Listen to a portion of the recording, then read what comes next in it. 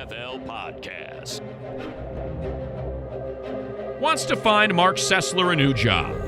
Welcome to another edition of the Around the NFL podcast. My name is Dan Hansis. I come to you from a virtual room filled with some heroes. The aforementioned Mark Sessler. Don't go anywhere, Mark. We need you, buddy. Now more than ever. And Greg Rosenthal. I mean, if you were to voluntarily leave the company to pursue other projects and you reached out for help, obviously we would help you on that end. But I just don't really want to pursue that even as a thought. Well, I mean, these are either listener generated or it came from inside our own company, that message. And it said that it didn't say that I'm looking for a new job. It said the ATN podcast, I believe, is hoping to find me a new job. So it's sort of an unsettling way to open a show that will probably wind on for 80 or 90 minutes, but I'll do my best. No one said it means you have to leave this job. Maybe it's a Weiss, deal where you get a side hustle.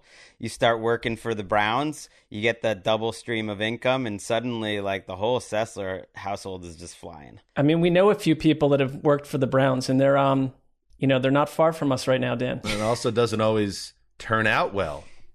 Sometimes those stays with the Browns end under mysterious circumstances. What's that I hear in the background? Oh my gosh. My God, that's Nick Shook's music. Is this where I crash the Browns? Is this where I crush the beer cans and like dump them over my head? I mean, I've been known to do that. I've been known to do that. Oh, well, some things are best left to mystery. Wee, Shookie's back. How about that? Nick, I was thinking, what did Freddie Kitchens do to Nick? I know. We're going to have to get some drinks inside of Shook sometime just to get the lowdown on this. Got to get him inside that chiseled body. Shook, I was thinking you are a rising star with NFL media. I see you on network now a lot. Your football writing is top notch. You have a striking appearance because of your well-built physique and your bald head and your fairly symmetrical face. There's a lot of things going for you right now, Nick. What we need now is to put together symmetrical. We need to put together some. It could be projects. A little more symmetrical. It would be nice, but yeah, it's just. I had a few project ideas. And you could take this IP and run with it, and then of course if it takes off, you could just give me a producer credit, and I'll stay out of it on the creative end, but maybe I just get a paycheck. Nick's Shook, and that's kind of just you on various personal, domestic, global affairs that concern you. Yeah, I mean, I like that idea. I get that a lot. People think they're really clever when I'm like, wow. I say, I'm in a social setting and I say, wow, and they go, oh, would that make you perhaps shook? Oh. Are you shook? Yeah, I was going to say, was that not the first time that you've gotten that as a potential programming idea? Or I usually pat them on the back and say, you know what? I've never heard that in my life before. Thank you. Pat them on the back. Tough one. How about this one? So great start, Dan. What do you got next? Credit. Yeah, how about it's just the start. How about Nick Shook Me All Night Long, and that's a sex and relationship podcast. That one would take off on a different podcast network, I think. It would be dangerous, but in a good way. And then finally, I just got shook, Nick on earthquakes and other seismic activities. I have experienced a few once living in LA, and we even had one here in the Cleveland area a couple summers ago that was so small you couldn't even feel it. But the news told you about it for 5 days because it's so rare. That is a nice sort of breaking news element to it as well, where people would say, we've felt something in the middle of the night. You know where to go. You go to where, you have to suddenly start an earthquake-oriented podcast at 3:12 a.m. I like it. I love it. Just imagine, like, here in Southern California, whenever there's a tremor, everyone runs to Twitter and says earthquake, or you feel that, blah, blah, blah. Shook has a live link. It's a live stream, and he's breaking it down for 2 hours. Like doing my Kornacki, I got my sleeves rolled up. I'm in front of some big board that's showing the Richter scale and the seismograph and where the epicenter was. Here's another one. Shook, Not Stirred, a podcast about mixology. That's good. That's See, it's solid. all there. when you are blessed with the physique, well, you've earned that, with the dome, with the fairly symmetrical face, with the mind that you have, and then the name to top it off. It's the off season, and it's time to start thinking bigger. That's all, Nick. I'm just lucky that when I shaved my head for the first time that I didn't have an oblong head, at least to what I can see. So important. Nick's I mean, you also, by the way, sound like... go ahead, Mark. No, I was going to say, Nick, you could do a lot of things with Nick as well. Shaving nicks and, nicks and razors, like a little shaving podcast. People with beards are very, they're very trendy right now. The people with the fashionable beards, you could cater to them. How about this? Shook about nicks. And it's all about cutting yourself, shaving, and how to avoid that. I think this brainstorming session just produced a winner. That's great. On a more serious note, Nick, this is your first show with us since you so beautifully helped us handle recaps on Sunday nights. And, you would come in and tag in for Chris Wessling last season, which was, a very kind of difficult, vulnerable time for the podcast. And, especially as Wes was getting sicker and he started to worry about where it was all going. Shook was always there and always very versatile for us, and always cool to jump on whenever and fill in. And you do fill, it's a very important place in the history of this podcast, Nick, and hope to have you involved in this upcoming regular season on Sunday nights, because God knows we need the help. But thank you for being part of that time in the history of the show, as difficult as it was. Well, I'll tell you what, guys. Ever since Greg first hired me 7 years ago, I always wanted to be a part of this, and it's always been an honor, and will continue to be an honor for every time that I'm able to join you guys. So thank you for having me. Yeah, thanks, man. You were. I remember you were there on that. I'll never forget that episode. Now the last Browns win. Not the last Browns win ever, but the Browns playoff win where Wes kind of tagged out for you like that. That was an amazing show. All right. Coming up on today's show with Nick Shook, sitting in for the whole banger of an ep. How long did you say, Mark? 80 to 90 minutes? We'll try to come in under that, but no promises. I mean, 90 would be... 90 to 100 is where I'm sitting at. Now we're 10 minutes in. I think we got at least another 93 minutes to go. Coming up on today's show, we've talked about it. We talked about it last week, and in general, Greg's biggest off-season written piece on NFL.com is his projected starter series. And you would think during this time of year when things are a little slow that we would have been hitting it hard. And yet, we neglected the series. We didn't. It came up casually in conversation, but it never got its own seg. And now days and weeks have passed, since the debut of the series. We're now finally going to address it in a series in a segment we like to call Projected Starters. Autopsy.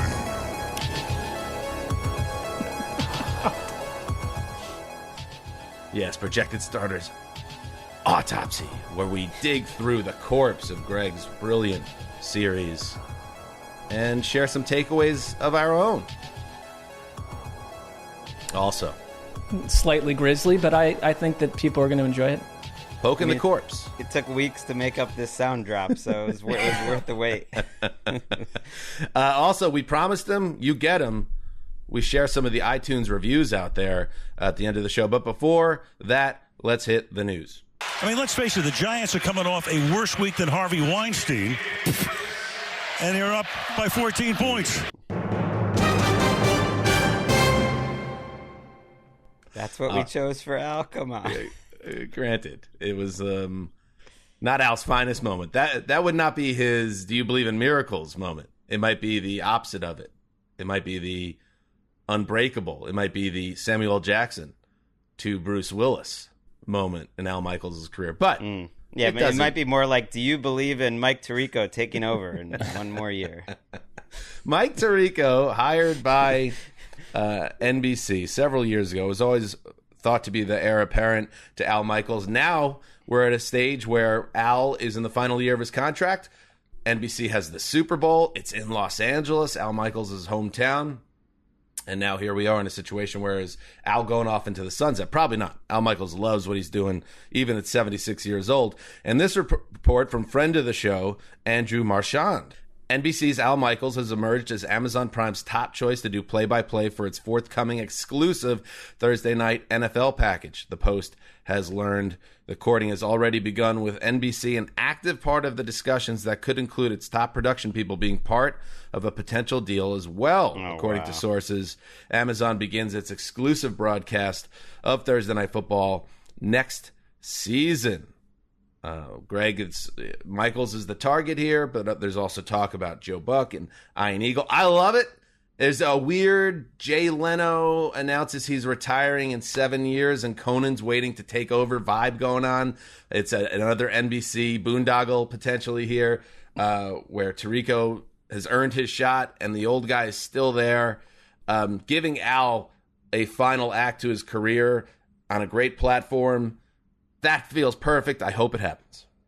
Yeah, I love this. We've talked about it now for a few years. It's not that I want Al out of my life. Still think he's, top 4. I want him to be on one of these primetime games. He's just taking, he's just late career Joe Montana in front of Steve Young. Doesn't belong on that Sunday night. So perfect. Put him on the new Amazon and we fly. I'm into it.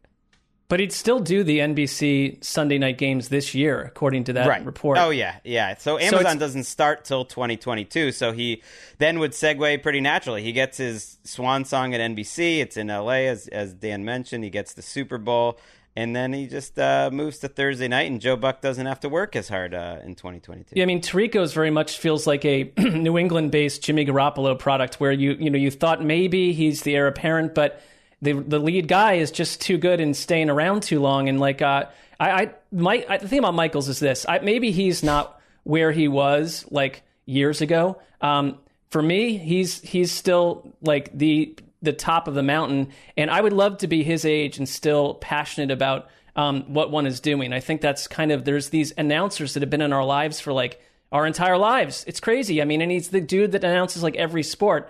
I love it. I find another part of this job is we must continually chat about other men becoming very rich, and you have to have the stomach for that. I'm most curious to hear Al Michaels read like the ad reads or the information about streaming during those broadcasts being on Amazon Prime, and how he handles the whole concept of that. You would think, though, they might be a little looser. I guess it's still an NFL partner, but if the gambling shackles are coming off in general across the coverage of the NFL, you would think like Amazon would maybe be the one that pushes the boundaries a little bit, and Al would love to dive into that. Sure, kind of like how in Major League Baseball they're using the minor leagues to try to figure out some rules to make the game go in a more expedient manner. Maybe the streaming platform is the setup for primetime and Sunday and Monday and all that.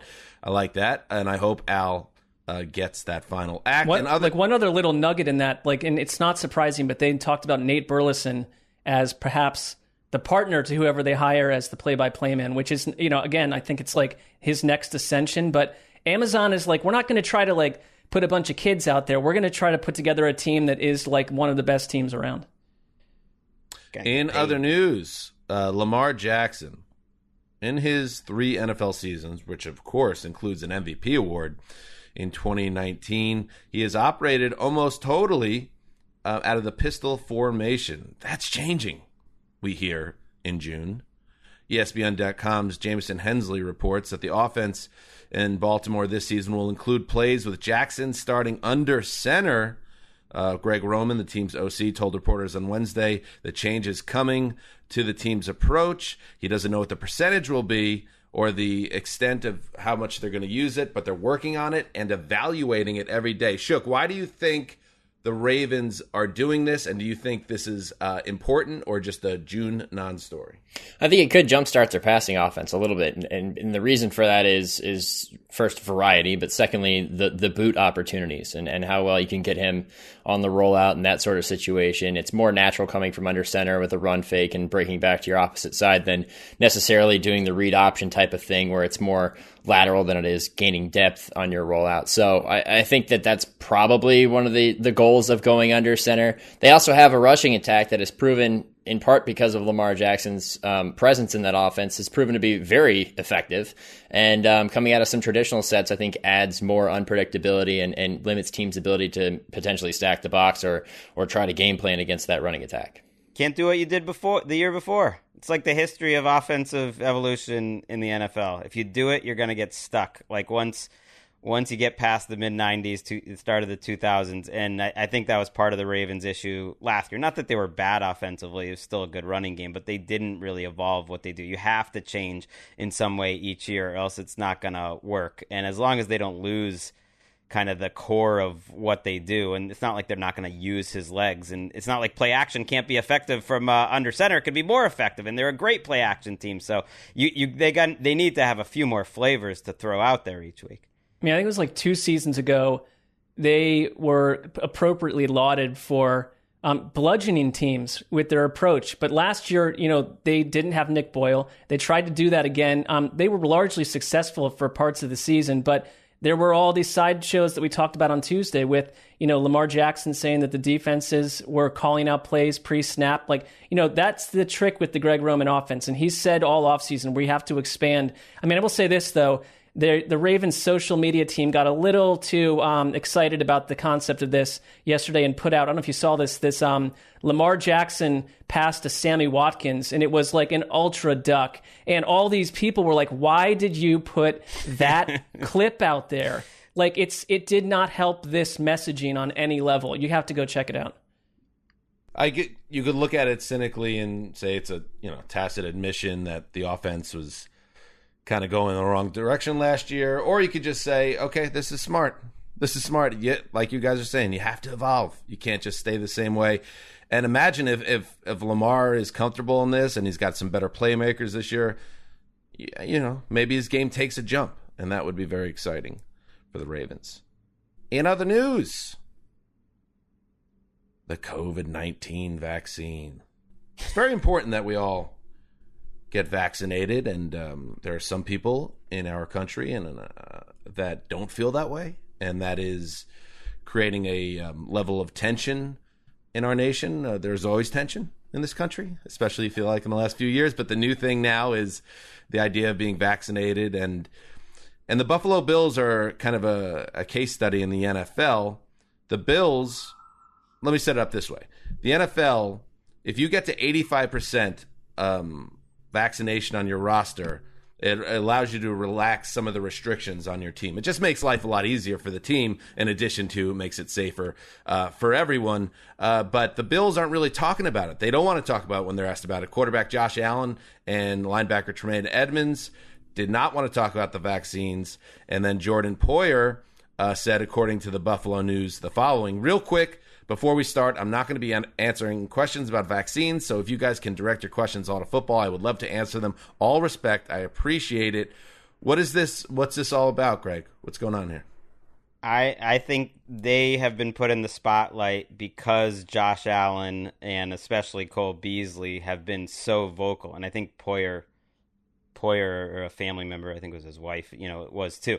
But Beasley was so vocal about essentially not believing the science and wanting on to social media do his own research, and Josh Allen essentially alluded to that too. Like if you don't want to answer the questions and you're saying it's private, it's pretty clear which direction you're going. And I'd like to think they actually huddled a little bit and said, we don't want this to be a problem within our team. And let's just shut it down in terms of the media as a story. At some point, though, it'll be a bigger deal because the rules, as you mentioned, Dan, are different depending on how vaccinated you are. And then when you get to the season, they really get different. Like if you're in the bye week and you're not vaccinated, you got to show up to get tested every day. And if not, you can go, to Hawaii. You go with Jason Witten and Tony Romo and to Cabo. I think they just live there now. They just hang out, the four of them in Cabo, and you can do whatever you want. So that would seem to be like where the rubber hits the road there, where it's like, are they really going to stay away from it during the season when you get these advantages as a team? I don't know. I'd struggle to think that by training camp, that 15% of rosters players would not be vaccinated. But look at our country, though. I mean, our country it's 63% are vaccinated or have had at least one shot right now, and tons of people have bailed on the second one. So there's just like last year, there's a human element to how it's being processed to some degree. And I mean, I guess listen, like it's not really fair that Josh Allen would be like picked apart by everyone for doing something different than we all did, but I totally get it. And the Bills are in a weird spot if like he refuses to answer those questions. To your point, Greg, it just simply suggests that he's against it. Not only that, but then you think about the competitive advantages or disadvantages, like Greg had, mentioned it. I mean, when it comes to the coaching staff, they can't even be involved if they're not vaccinated. There's like a clear separation. There's the masking that's involved. And there's also the vulnerability associated because let's face it, according to the CDC, you get vaccinated, the chance that you're infected and can spread are extremely low, which has, led to the change in mask advising and everything else. Well, if you're unvaccinated and you contract COVID-19, guess what? You're stuck in where we were last year, which is you're out. And anybody who's near you who wasn't vaccinated is out. And if this is something that's prevalent more among one team, you're setting yourself up for issues going into the season. I hate, and we don't want to go down this road too far, but I hate that this has become on some level a political side-taking scenario. It's very frustrating because the science is there that this works. Everybody should get a shot, and if you're listening to the show, have some consideration for your fellow man. I mean, we hear a lot about patriotic thoughts. It's like let's have some concern for other people. All right. In other news, hit the trope alert, Ricky. Trope alert. Trope alert. Trope alert. Trope alert. Trope alert. Jared Goff has a fresh start with the Detroit Lions, and head coach Dan Campbell loves what he sees. He made about 5 throws yesterday that were just wow, Campbell said. That via the Detroit Free Press. Now, Mark, we went to Rams camp a few years back, and one thing that you jumped out is that boy can throw a football. That has never been an issue with Jared Goff, so it doesn't surprise me that he's throwing tight line drive spirals on target. That's how he became a number 1 overall pick. But unfortunately for Goff, the football at quarterback goes beyond that, and that's where he's gotten into trouble in the last couple of years. Yeah, I guess it's in Detroit, it's more like who is he throwing it to when real games start. I mean, they are one of the thinner wide receiver groups out there. But, I mean, this is the kind of stuff that I hear that goes in one ear and out the other. Jared Goff throwing good passes when there's no pass rush, like no scheming against his weaknesses. Okay, he's a great athlete. He's a supreme athlete. I don't think this should be surprising any of us. That's why it is a trope. Well, the trope is like, disappointing player for other team, is wowing in the off-season practices. Jared Goff can spin it. Let's pump him up. Yeah. We remember that scene in Hard Knocks, right? Where Sean McVay is sitting, or who was it? Was it Sean McVay or was it Jeff Fisher standing back? And the Rams have been on so many NFL films properties that I've lost track. Oh man, that's an NFL throw right there. Yeah, well, it's June. Yeah. No, I was thinking we'll save this for the Fantasy Spectacular coming up later this summer. But I wonder, they're going to be playing from behind a lot. Goff is probably going to get a season full of starts. There's not a lot of wide receivers. How about TJ Hawkinson? Under the radar is a big ad. Tight end, very thin in fantasy. He was great last recent years. All right. In other Trope Alert news. Trope alert. Trope alert. Trope alert. Trope alert. Hey, listen, Mac Jones is the new hot quarterback with all the swag with the Patriots. But do not forget that Cam Newton is a former MVP now in the second year of the Patriots system. And guess what? Offensive coordinator Josh McDaniels had this to say. He came back this year at a much different position. He has a different grasp of the offense, a different understanding of the terminology. Now we're working on refining the precision, the details. Okay. So what does that mean? He just had no idea what he was doing last year? What are we doing? I mean, yeah, that's the year too. We get the guy gets the offense a little more. It's usually more about like things young are slowing players. down for me. But it right. Also can be for free agents, especially it might be like a pandemic trope because you didn't have the offseason last year. And that part makes sense. I'm buying it.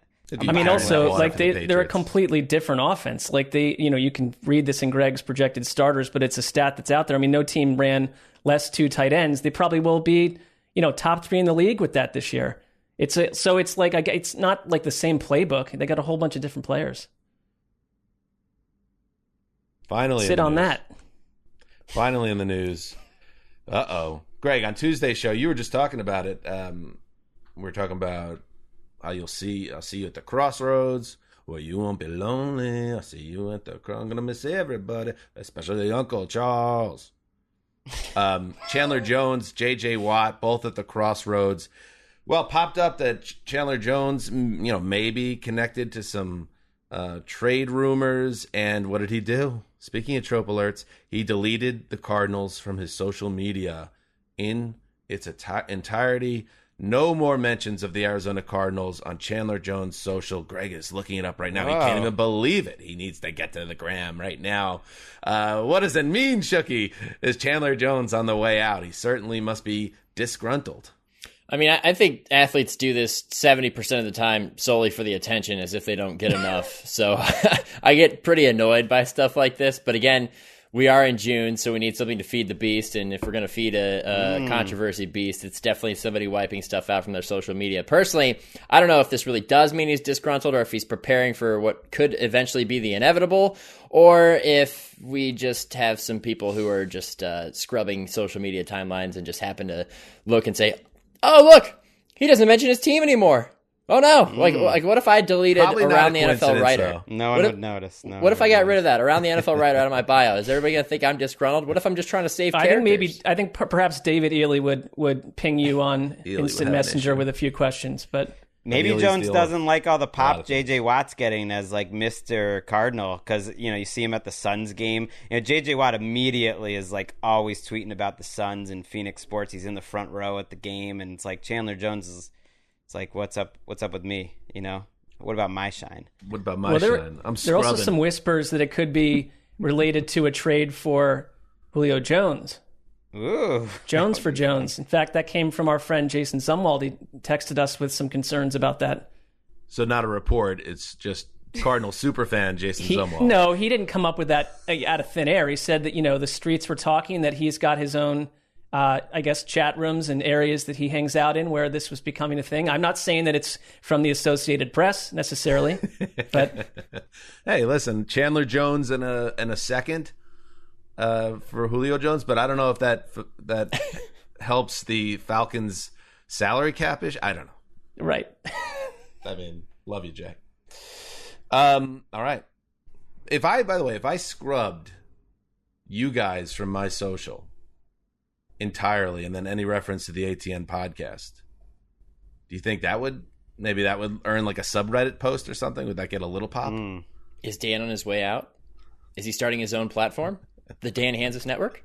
It would just be throwback and the boys on your Instagram. And squirrels. Like I think you might be squirrels. like a little annoyed with I think in your mind, I mean, anyone would think this, that it's going to generate this sort of American groundswell of attention. It might just be a little bit less, or at least it would be like an hour of attention, and then people would move on to the next anti-drama. So I don't think it's worth it. It's Chandler Jones, the same thing, only on a smaller scale, basically. Like 1 hour of people writing up a aggregated blog post about it. Yeah, Shook deletes all of his around the NFL stuff. No one notices, and like a week later, he's like, "Can I put it back? Is that like, no one needed this?" It's like when you post a picture on Instagram and delete it because it didn't get enough likes. Yeah, it's that kind of stuff. Nobody saw it. If a tree falls in the woods, nobody hears it. That's a great episode of Nick Shook, by the way. When you're social posting, you keep going back and expecting pop, and it doesn't get. You're a little shook there, Nick. I like that. All right, that's what's happening in the news. Projected starters. Autopsy. We dig through what's left of Greg's projected starters series. What work Greg did. And now it's upon us to look upon it on a cold slate. Take out the scalpel and other cutting devices. Poke around and see what's inside. Mark, get us going.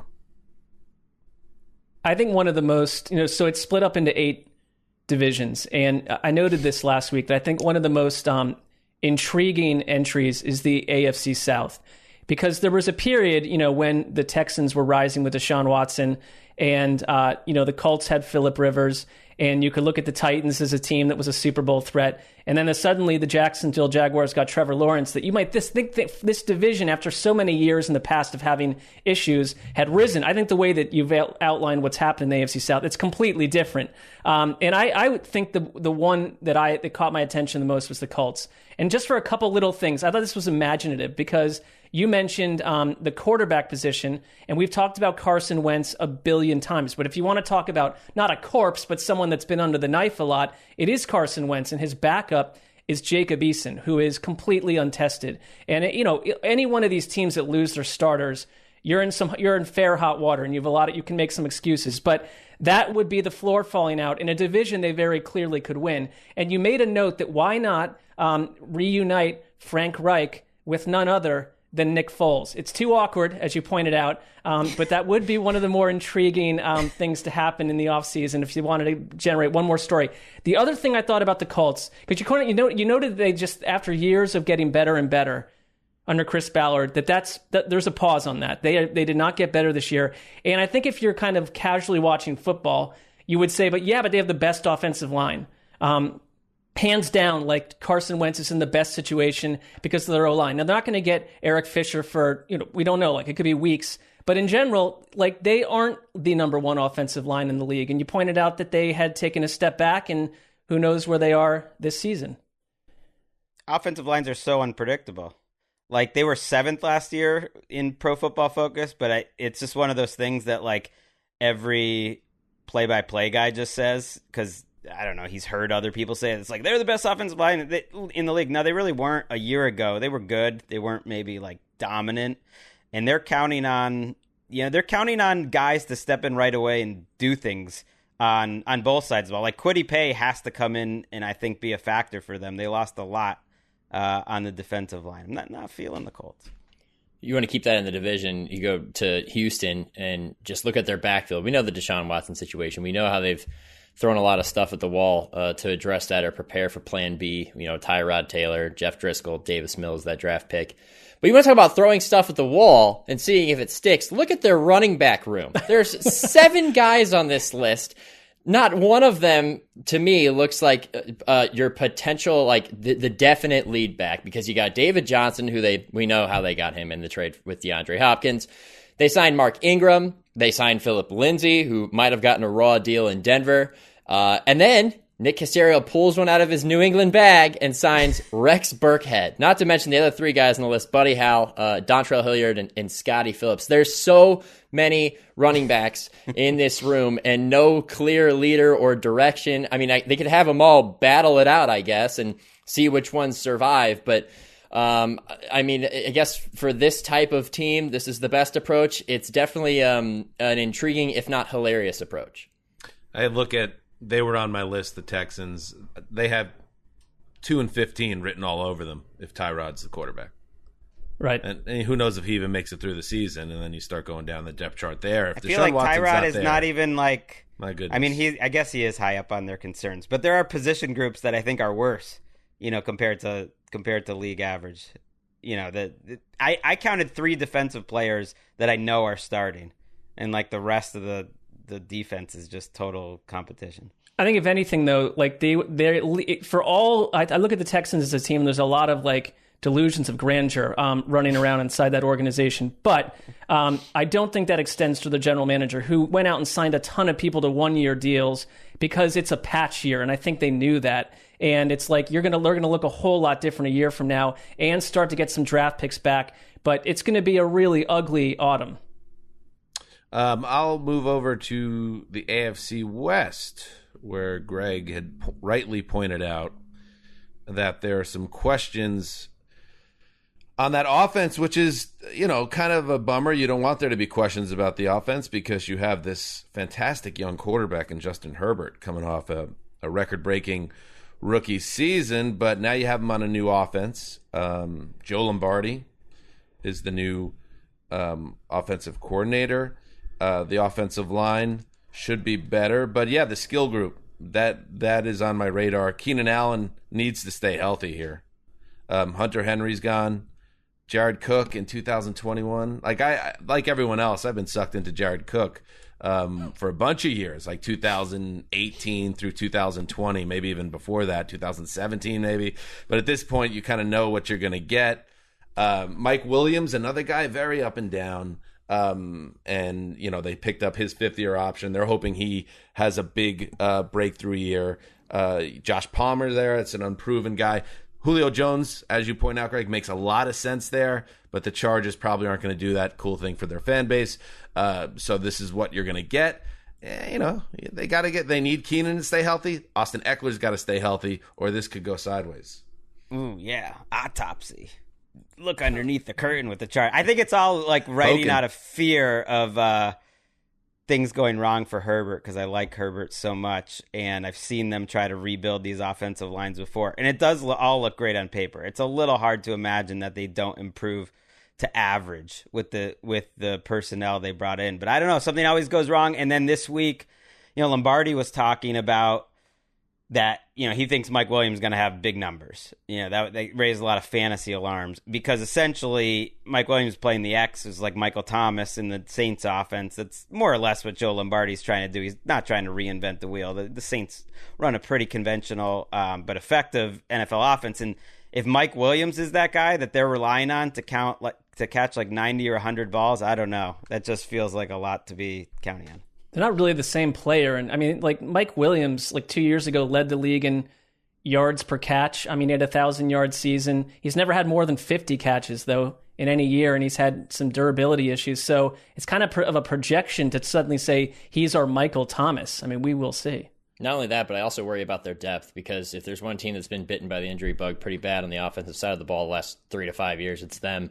Keenan Allen being one year, and if that happened again, whether it was him or Mike Williams or somebody else, God forbid, they're in a world of trouble if that happens. Right, Lombardi's not scheming you out of injury problems, I don't feel like. In case you're just joining us, this is Projected Starters. Autopsy. What else you got? Is it worth it? Was it worth it, Dan? You've been pushing this Projected Starters seg. I think the drop, I'm up to drop. I've used it 3 times now, and I think that's pushing us over the finish line right now. I mean, do you want me to weave in some medical, like, sort of autopsy type talk into our?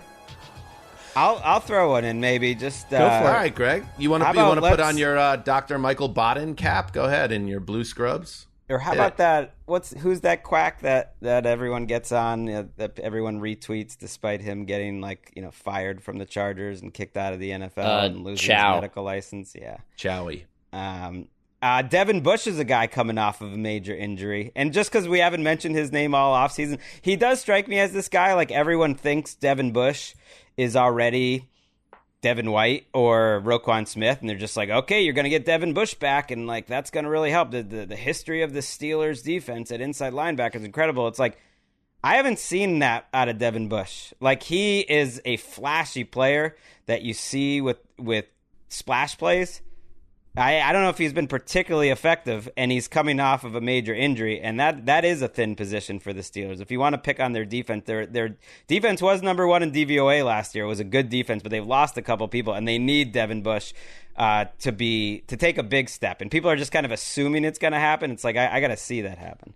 I mean, also, I think they're thin at cornerback. I'll stay in the AFC North, and if you want to talk about a team that could be experiencing some shortness of breath, maybe even, heart issues, if they don't get production at the pass rushing position, it could be the Ravens. And Greg points out that, every year it feels like they lose their number 1 dude. And that happened again. But they now have Tyus Bowser, Pernell McPhee, and Jalen Ferguson as their lead dudes, who last year, and they have the rookie too, but last year those guys combined for 7 sacks. So you're asking, and the Ravens aren't necessarily like, when you're a rookie, jump in and play as much as you normally would. Like, they kind of slow bake them. So they're going to need help there. I also look at their backup quarterback position. If anything happens to Lamar Jackson, and I guess maybe it's cliche to say you worry about Lamar Jackson getting injured, but he's that kind of a quarterback.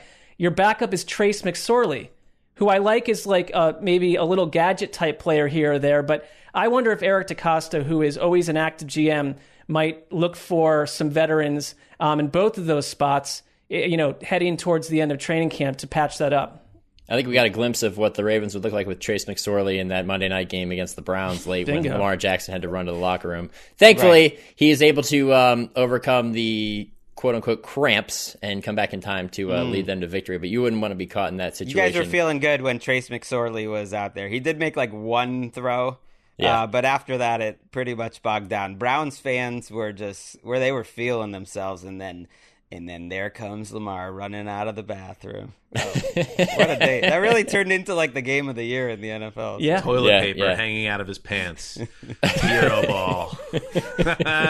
That was and not a great ending for the Browns and their fans, but that was great theater. That whole drama. The whole game was really I mean, if anything, you could say the Browns like answered a lot of doubters on their offense too, but it was oh my God. Lamar was playing the Browns. How did I not connect that? That there point. Let's. I'm going to keep this. I'm going to keep this in the AFC North and go back to Pittsburgh, real quick, just because. Greg, you brought up Devin Bush. Another defensive situation that I think is worth watching is T.J. Watt's effectiveness now that Bud Dupree is not opposite him.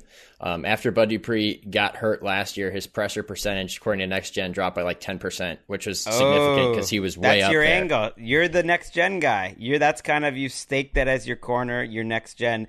Cynthia's there too. I don't know if there's a little bit of no, we're friendly. We're the same team. Same friendly team on the surface, but there's but she has her supercomputer. She's not just leaning on Next Gen. You've had some disparaging comments about the supercomputer at least pass through your mind. No. You haven't shared them in public. I mean, I got a laptop. We're all right. We're working over here. We'll have Cynthia on soon. It's been on my list of to-dos too, to answer all the slights that Nick is throwing. Yeah, and all the mental ones. Also keeping it in Pittsburgh, their offensive line for me is still a concern. I recall draft day and Aditi's report, which was that it was clear that they knew they needed offensive line help, but they liked to blend their board and need at the same time, and they went with Najee Harris in the first round. And, on paper, you're like, well, that's an upgrade over James Conner, but I look at that starting five, and I'm not super encouraged. I know some people are bullish on Kevin Dotson at left guard. They drafted a center in the third round, Kendrick Green. We'll see if he starts, and you have David DeCastro, but I'm not happy about their tackles from this point right now. And another next-gen dive real quick. The Steelers were second to last in the league in expected rushing yards per attempt, which basically measures how effective their offensive line is. The only team that was worse than them was the Browns, but the difference between the Browns and them was the Browns running backs overcame that consistently. They posted the best rushing yards over expectation per attempt in the entire NFL. The Steelers, and that was at plus 1.15 yards per attempt. So those running backs were consistently exceeding expectation and doing their job to a very high degree. The Steelers were at negative 0.01 yards per attempt. So their running backs were ineffective, and their offensive line was also ineffective. So if you run back a line that looks very similar this year, you add Najee Harris, that's a lot to put on the shoulders of a rookie who does have a lot of mileage on him coming out of Alabama. So I think that's going to be a big thing to watch for the Steelers this year and the chances for their offense. And if we're carving up the AFC North, I might as well plug in on the Bengals here. And Greg, you pointed it out, and it makes sense. There's potential here for this offense to take a big jump. Now, the Joe Burrow ACL situation, and he ripped up his knee, something fierce. And it's good that he's back practicing in OTAs, and you hope he's close to the same guy. There's a bit of a projection here that he makes the second-year leap and improves as a player if the knee cooperates. And then you have, you got Jamar Chase there now. You have Tyler Boyd, underrated guy, T. Higgins, Joe Mixon at running back. And I don't know what to take from the Joe Mixon experience at this point, but we know he's fantastically talented, and he still has prime years ahead of him.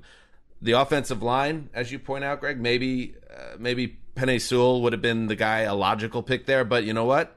There are pieces there that are developing. If the offensive line gets better, and they did bring in Riley Reef, of course, there to help on that end, with these weapons and Burrow's potential, I'm not saying there's going to be 4 teams in the AFC North with 9+ wins. I just think that Cincinnati might muck some things up. And, the bullies like Sessler and the Browns looking down and pointing and laughing at them, they might not be doing that if this team comes together a little more quickly than people anticipate. I mean, a year ago, I said that I thought Zach Taylor had a chance to be coach of the year. I think a lot of it comes down to the specialness that they believe Zach Taylor brings. But I don't think the Bengals are a 2 or 3 win team. They have a pretty good roster on offense. They should be a team that goes out and, they beat Tennessee last year. That's the one game I look at where I thought you kind of got a glimpse. Bad teams give you a little glimpse of what they can be with Burrow healthy and all that business. They lost their quarterback. The floor fell out. They've been ravaged by injuries really as much as any team in that division or that conference over the last couple of years. You haven't really had a chance to see what they can be. They could win 8 games. I don't know if the defense is going to be worth a damn there, and that's a problem. And we've talked about the coaching staff on this show. But their offense, I think, can keep them in games. I would take that young skill group, not counting quarterbacks. I guess I'm going just running back receiver group of young players over any in the NFL.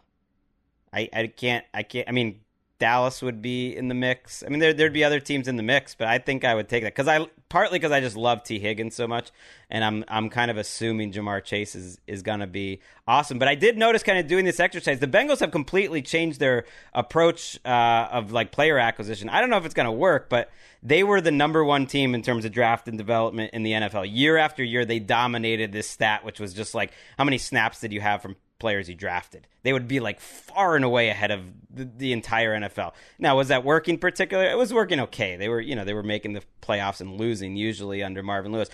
Now you look at their defense, it's all free agents from other places that, were mostly letdowns at least at some points, like DJ Reader, Ogunjobi, Hendrickson, Von Bell, Awuzie from Dallas. You got Trey Waynes, Mike Hilton came in. That is just a lot of guys from other places, and you're counting on Lou Albano to just make it work. That usually doesn't work.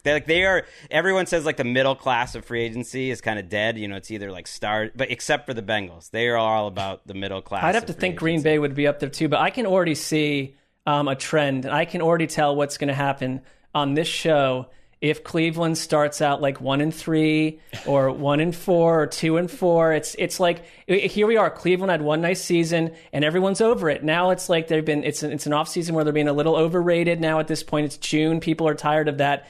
And it's going to be exhaustion set in. The Saints could be good for 18 years in a row. The Packers can be good for 25. But Cleveland had their one season. Now let's have the Bengals come nip them in the butt and take them from third to fourth place. And the Steelers suddenly are seeming like they're so much better than Cleveland. And we just trust the Ravens and the whole. You know what? That's why I have Nick Shook, who's about 6'3" and built of bricks, to start throwing punches if you guys get too loose on this front. You better keep your traps closed. I'm a little annoyed. I mean, Mark, we've been prepared for this. We've been steeled by the year that was 2019. I'll tell you what, the vitriol that I endured online while working for the Browns as they went down in a massive ball of flames, it was unlike anything I've ever experienced working here and ranking players and upsetting fans because their guy's ninth when he should be second in their opinion.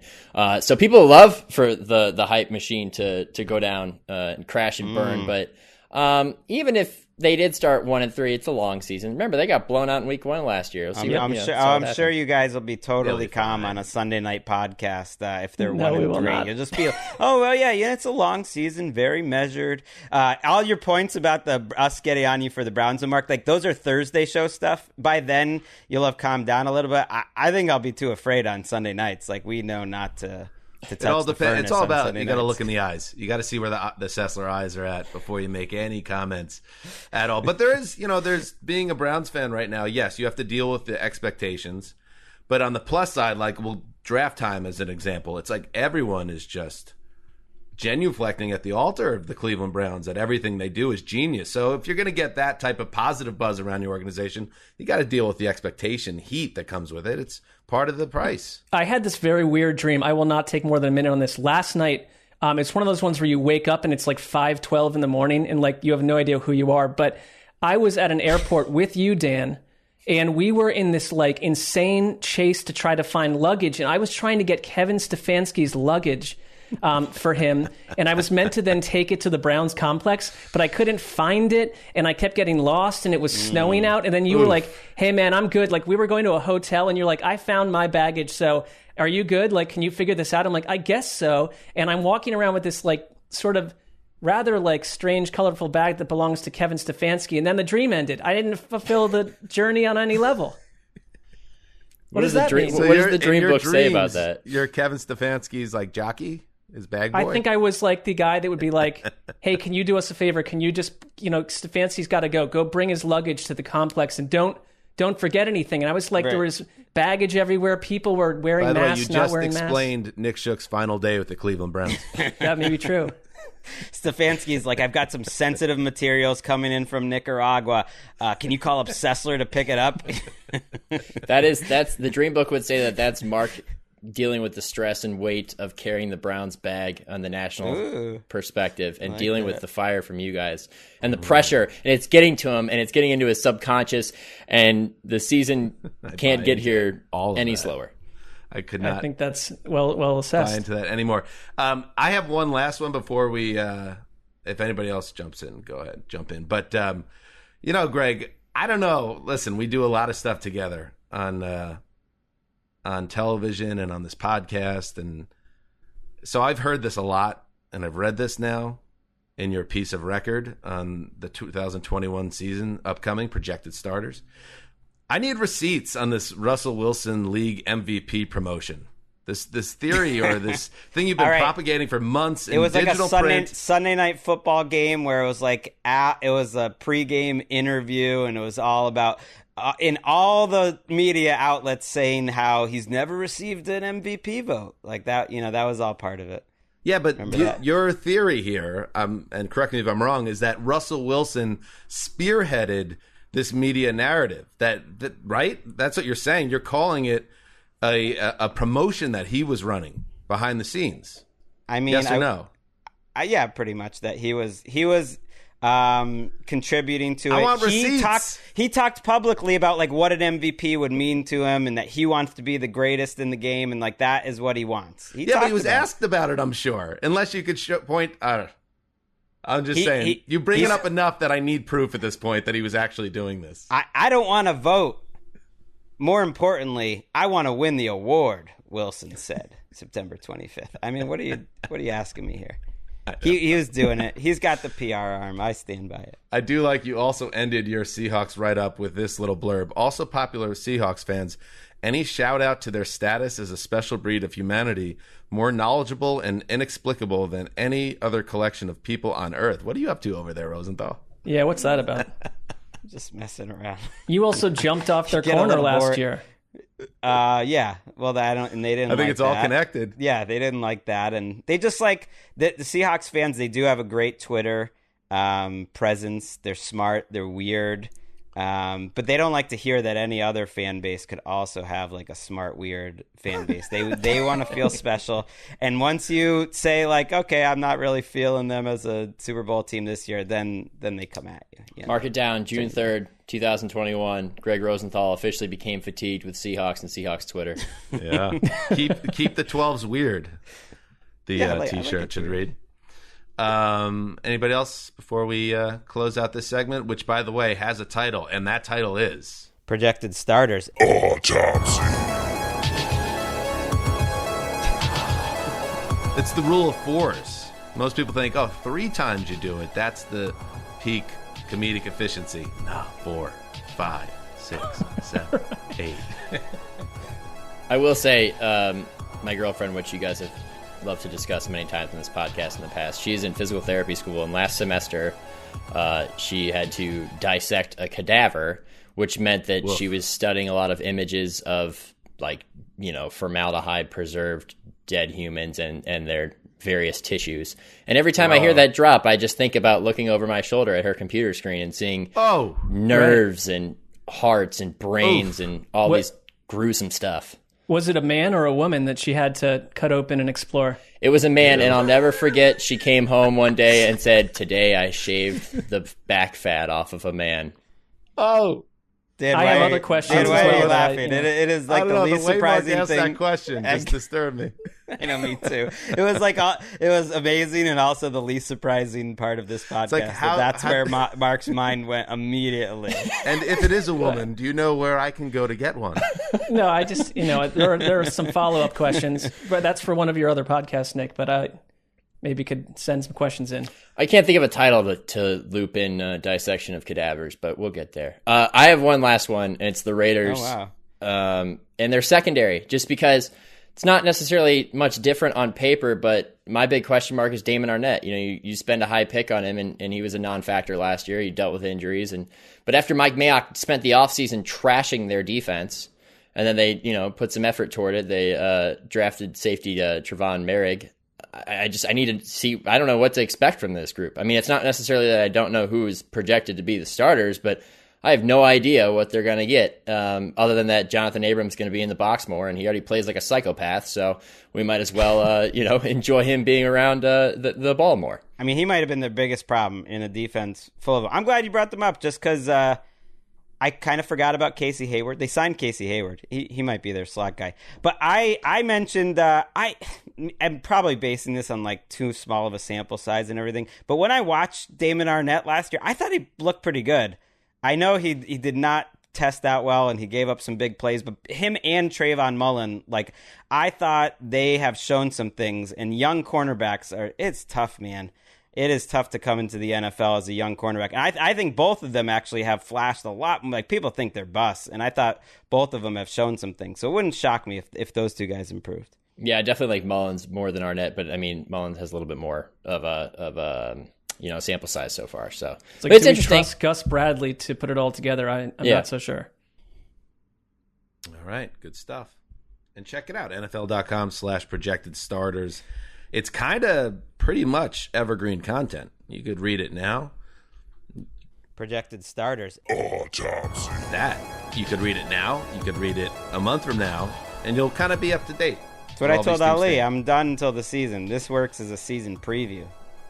I didn't tell Ali. I'm just hiding. I am unreachable. I have more content to get to Ali today. You'll learn in time. As the rule of fives, as promised, on Tuesday we asked for some reviews and stars over on iTunes. Checked it out. Went over to the iTunes. Got a decent amount. I got to be honest with you, Greg. You appealed to the audience. They didn't listen. we got a nice handful, but I was hoping for many because, again, it's the only thing we ask for.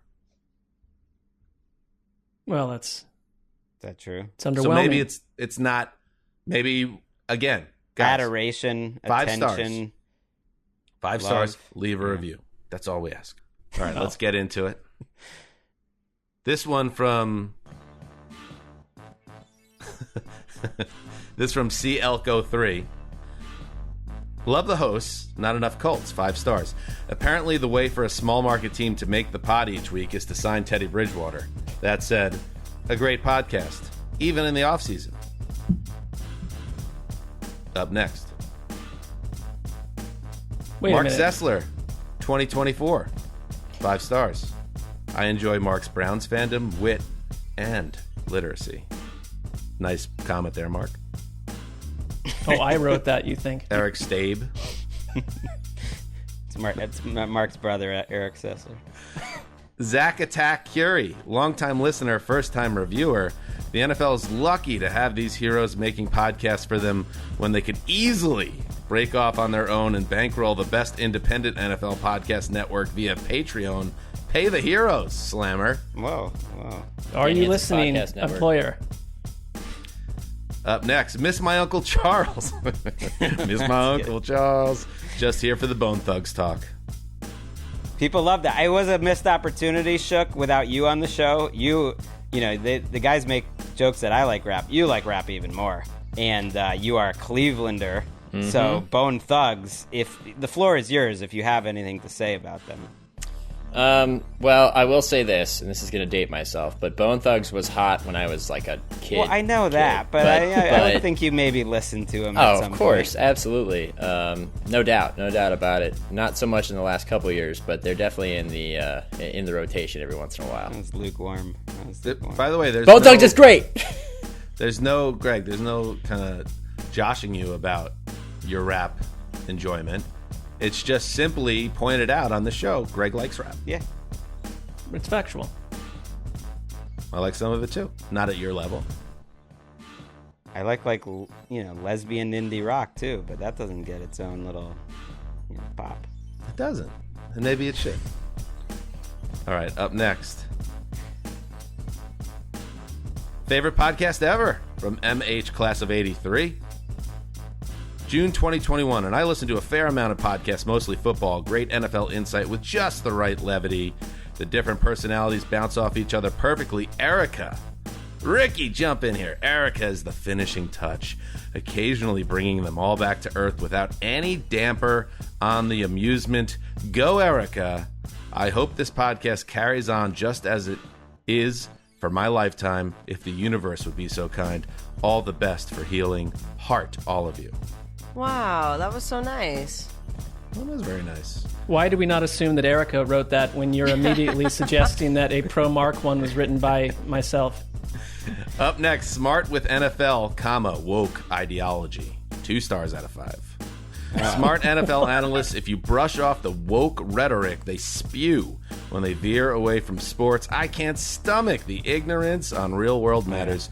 No one cares about your opinions on vaccines and politics. You're losing listeners because of it. Wake up, guys. Trump voters and people who don't want to get vaccinated are in every room you walk in. Maybe time to show them a little respect. All caps. Bye. So just being in a room that you walk in is worthy of respect? No. If you even if you just use the term woke, we don't need you. It's a red flag. He jumped out just in time. Today's episode touched on things he finds unpleasant. So yeah, I was gonna say he definitely tuned out after about the first 10 minutes today. Let Mark cook from Vado All Right. I listen to this podcast more than I watch the NFL. I mean, there's not a better selling point for our show. And finally, best podcast around. Parentheticals in the tone of Dan. My favorite podcast by far, and in quarantine, I dabbled in many. I listen to each episode as soon as I can on the day it comes out. Love everything you do. I recently lost a close friend, and your openness and friendship, talking about Chris, really helps me through it. I would call him Wes, but that seems like a nickname you have to earn. I'm just a lowly listener. That is not true. Wes was down to be called Wes by anyone. I don't want to lessen my compliment with an NFL question. I'd have some, but I'd rather just leave a great review. Oh, that's very nice. Williams. Thank you, William. And you undersold it. These were good reviews. I assumed you maybe you picked the best of them, so there were even more.